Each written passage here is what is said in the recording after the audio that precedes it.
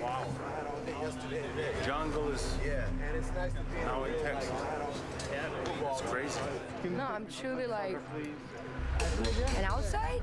Oh my God. We've gotten a very good response from the crew that actually saw the Hawaii location and shot on it. They're having a very good time reliving the hell of Hawaii. Well, first of all, how it was realized with Steve Joyner and Kayla, they were my prop masters originally from Dusk Till Dawn on. Really terrific building props, a lot of detail, and they started growing into doing vehicles. And finally, at one point, I said, okay, you just, I'm just going to hand over the production design to you guys from now on. And so they bring this sort of detail of prop making to their sets. They literally think as filmmakers from the inside out. They don't think as, oh, let's make the set and then let the lights work the way they should. And they think of the lighting. When they build the set, they're already thinking about how it might be lit and how dramatic it could be for that character. So they think about the character. So that's why everything looks just so incredibly layered and detailed. And over the years, I was always like, I like texture. And now the texture, by the time we got to this movie, texture is coming out about this much from the walls. So it builds a lot of depth into the picture and a lot of detail and just layers and layers of aging. And that really comes through in the hunting camp, where this is one of the places on the planet where the predators bring their prey, their caught prey, hang them up, torture them, skin them, do whatever it is that they do to them. A big part of the theme that we tried to work on, and we got great help from Nimrod and our director of photography, Jula Padros, is you don't know when one environment ends and the next begins. It's like, if you look out the corner of your eye, what are you seeing?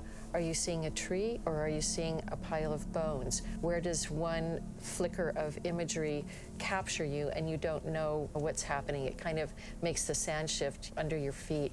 We set up an environment where the characters aren't sure where they are. And that's actually the story structure of the film. They don't know where they are, what they're doing there, or what's happened to them. The design throughout the course of the film takes the characters on their journey as they discover more and more about where they are and what they're up against and who they're ultimately dealing with here. So it was very fun to start with a very Earth-like environment, of course jungle, and then get further and further into the alien world. That was on me.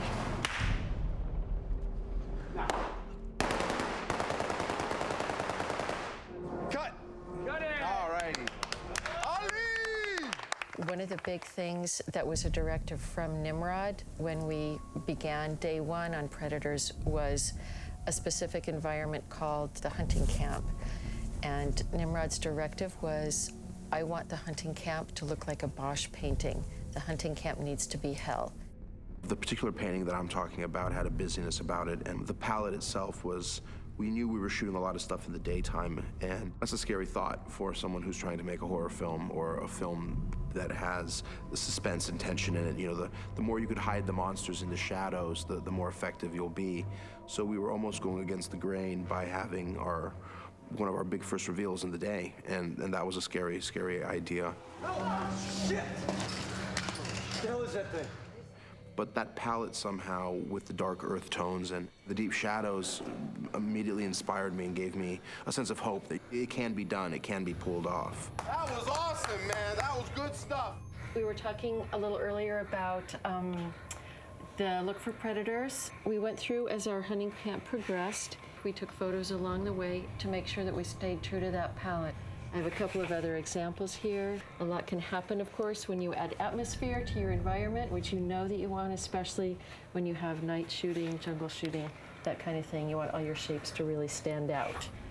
One of the great things about this film has been working with the Hungarians, Nimrod and Jula. Jula is a fantastic DP, and he's brought Eastern European aesthetic to it, which just throws it off even a little bit more than what audiences are expecting. Right. Both Nimrod and Jula have a very creative design eye, and they've been very enjoyable to work with. It was a scary experience for me because it was a huge set in the film, and it was something that a majority of really important scenes play out in. So it was a terrifying aspect of the process of making the film. When we initially saw it, it was still being built. It wasn't finished yet. My reaction was, oh, we're in trouble. But then we showed up the day before shooting, and of course, Steve and Kayla, along with the Greens department, had managed to dress it and to complete it, and it was stunning. It was really mind-blowing. And then, in addition, when Eula came in and lit it, it was really impressive. So at the end of the day, I was relieved. Going into it, not so much, but by the end, it was perfect.